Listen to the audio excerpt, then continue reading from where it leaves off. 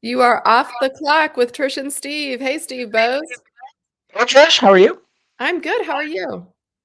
I am well, thank you. Good, good. It is almost the weekend. You know what That's that what my means? calendar suggested this morning. It is almost What does that Oscar mean? time. Yes, We are going to that's find out. We have our podcast where we preview the Oscars, at least the major categories, and mhm. we've made our nominations, our not nomination, our Predictions. predictions. Thank Mhm. you. Nominations. Hello. We would nominate totally different movies, I think, if we had the choice. But anyway, so I don't know. It's sounding like so we out of all the movies, you were kind of leaning toward one that looks like a front runner, and the Seems to one be, yeah. and one of them that I picked is kind of the other front runner. So it's like totally appropriate. I'm not going to give them away, but totally appropriate that we're going to be fighting it out on Oscar night. Oh, that's exciting. So I hope folks who are into the movies and into that sort of thing check out the podcast. I got a few messages about it this week. People do like that podcast, even though it's like I kind of know. out of the box for what we typically do on the show. So I'm glad folks like it. I know, but now that it's at work in America where we're really focused in on the storytelling, I think it's totally appropriate to talk about movies. Movies are stories, right? So, Yeah. anyway, hey, it has been really rainy and gross here most of the week, Mm. and I'm kind of upset because I want to get outside and like work out, like go up to the track, start running. I'm gonna call it jogging, not running, but jogging again. And I know you're a runner or have been in past Uh, lives. yeah, So my loosely. question for you is this. I have a playlist, like hype music to get me hyped to run. So I have like some where Mhm. it's kind of like low key to get you like as you're starting out. And then by the time you're like really into it, like do you have like a playlist? Like what's your go-to like hype workout song? Do you have one? I do not have such a thing, Trish. So when I get No? out for a jog or a walk even or even just a workout, I typically will just put on like a podcast either about sports or about Really? history. I do not listen to music while exercising. So I don't know. It's just not my thing. Interesting. All right. People are gonna have to like tweet me or something I can't help you on that. with their recommendations. I was gonna say I listened to Steve Aoki's called Delirious. I love it. Super Mm. fast, really like gets you like right when you need it when you're getting tired. I know exactly what point that is for me. And so I always like make that like the song that's gonna be next whenever I know I'm gonna be getting tired. So all Yeah. right. So no, I really don't. I don't know. Music. I get tired of music. Like if you put on like a music channel, like I have Sirius XM, which I listen to sometimes, but after a while, I hit a point after some amount of time. I feel the same way about most concerts too.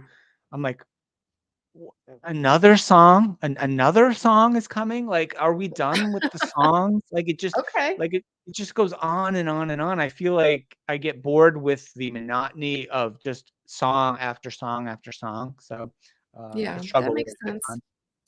Trish, you Okay. mentioned the Oscars before we get too far off the topic. I want to circle back to because I did have an Oscars item that Oh, I good. read about Okay, this what's going on? morning, which is highlights from the Oscars 2022 celebrity swag bags. Trish, I don't know if you Oh, caught any news about this. So no. apparently that is still a thing, or maybe it's returned to be a thing.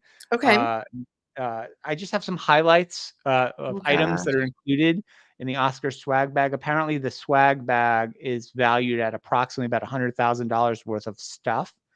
And they pay Um, taxes on that, correct? Is that right? I don't know how any of that works, but How that works? I did read that many of the celebrities will donate or even auction off for charity some of the items that they receive. So that's a nice gesture if they do that. But here are some of the things I heard are in the swag bag, and I don't have Okay. brand names here. I just have sort of product things.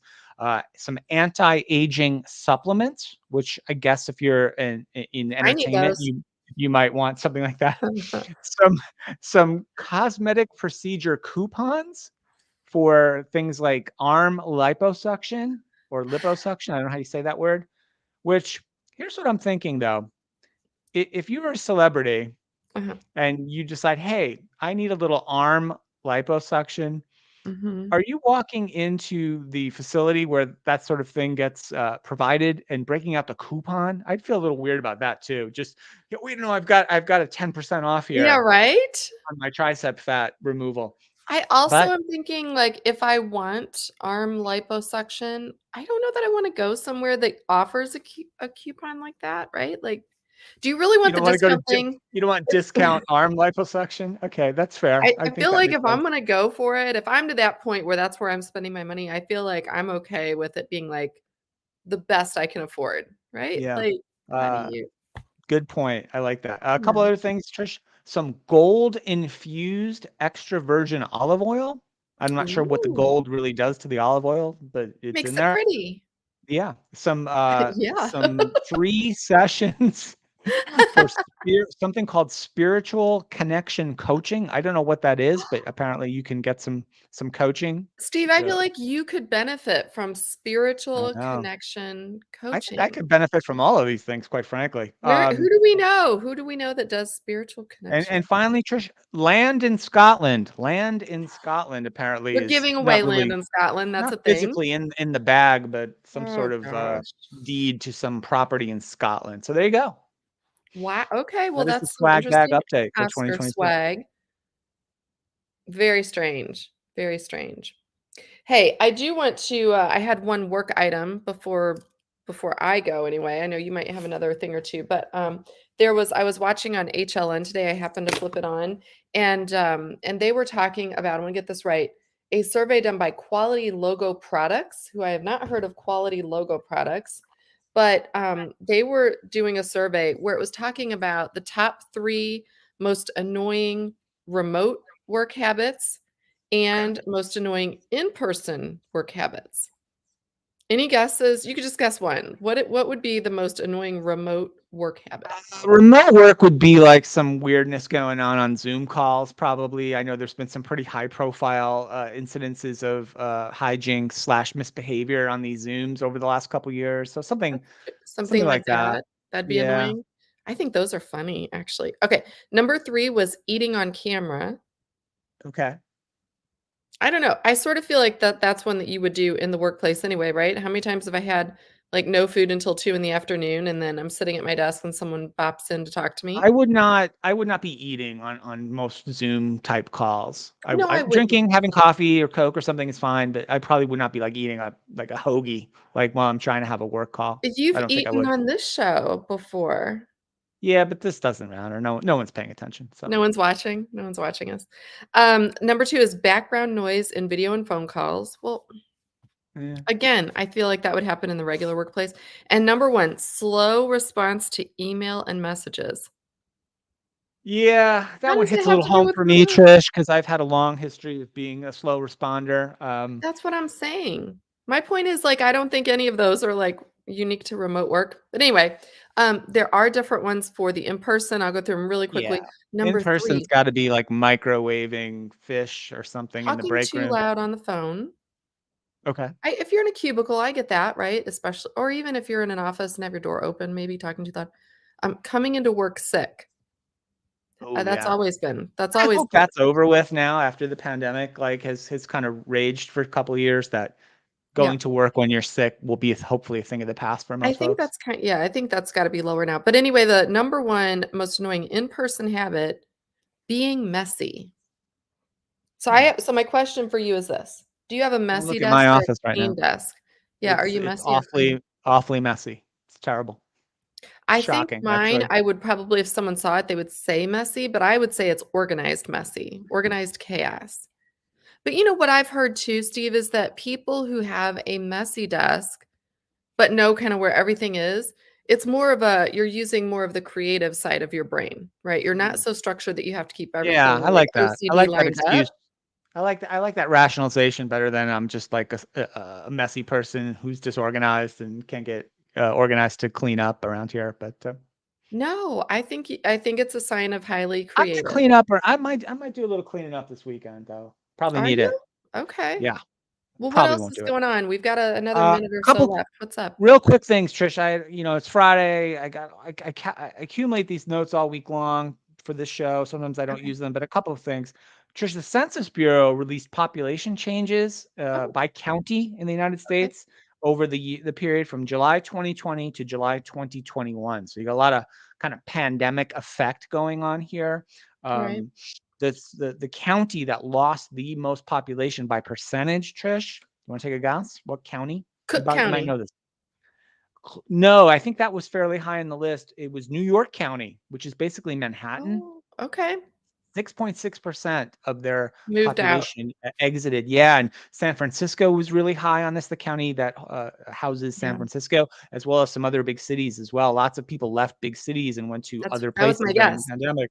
Trish, I did look up your county. I do know the county in which you reside, Trish. Monroe Uh, County, Illinois, baby. Monroe County, Illinois. Any guess on what happened to the population in Monroe County, Illinois over the period of July to July of No last year? change. No change. 0.1% up. Yeah, hardly any change. You're right. So You good know for you. why? I think it's happening a lot of Nobody places, knows and where it this is is?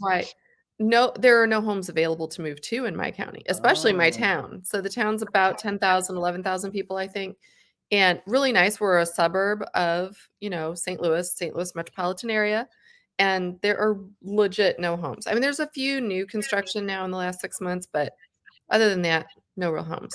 Yeah. And last thing, can I get one more thing real quick and then we're It's out? your show. Do what you want. Okay.